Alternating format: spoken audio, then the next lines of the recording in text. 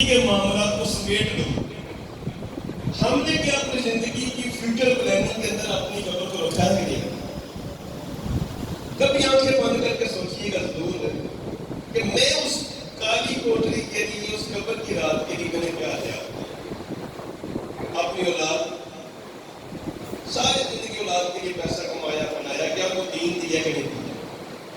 بہترین آپ کی انویسٹمنٹ یہ ہے کہ آپ اولاد کو دین دے کے جائیں. کس چیز میں آپ کی قبر میں کام ہوگا.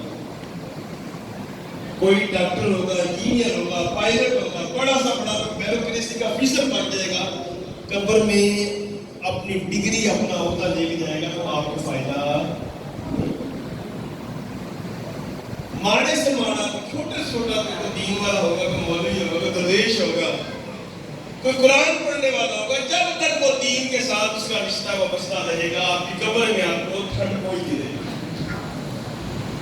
دوسرا, مال ضرور کماؤ, ضرور بناؤ, لیکن اپنے مال میں سے کچھ نہ کچھ حصہ اللہ تعالیٰ کے راستے میں رکھا کرو. انسان کی کبھی ضرورتیں پوری نہیں, کبھی انسان کی خواہشیں پوری نہیں.